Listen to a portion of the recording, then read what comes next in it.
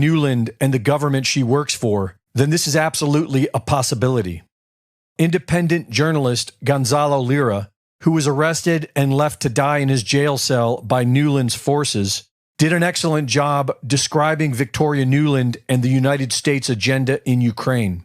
I highly recommend watching the entire thing, but here is my short edit. Victoria Nuland is carrying out a policy which is very, very simple. The American goal, foreign policy goal, is to have a weak and preferably divided Russia, a Russia like the good old days in the 90s.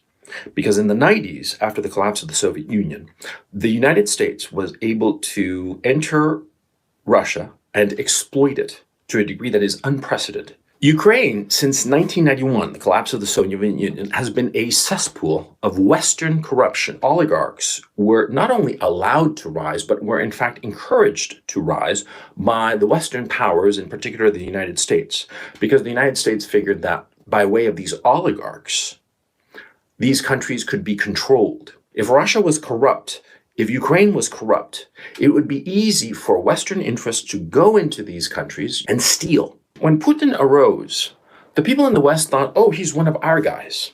But what they discovered, to their dismay, was that when Putin took power in roughly 1999, he cut a deal with his oligarchs. You stay out of politics and I'll stay out of your grift. But what happened was that slowly over the years, Putin started edging out the oligarchs. And even as he put in his own oligarchs, he started making those oligarchs smaller and weaker, which is what he's been doing for the past 23 years.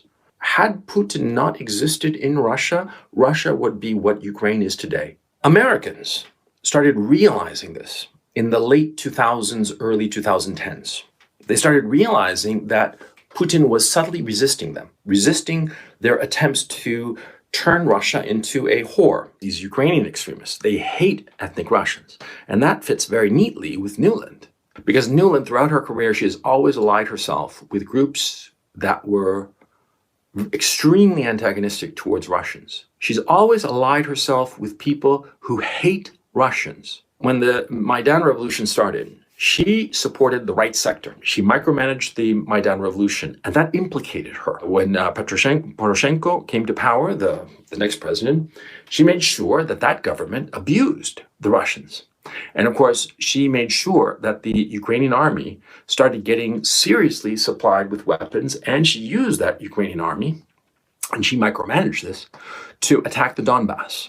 You have to understand that in a very real sense, Victoria Nuland has been president of Ukraine since 2014. And so the weapons flowed into Ukraine from starting in 2014 after the coup d'etat. She brought in the weapons. She's like the nexus of all these different interests that want to exploit Ukraine and use Ukraine to attack Russia, with the ultimate goal of breaking up Russia and bringing back the good old days of the 90s, the good old days for the Westerners, the very, very bad old days for the Russians. The Russians don't want a repeat of the 90s.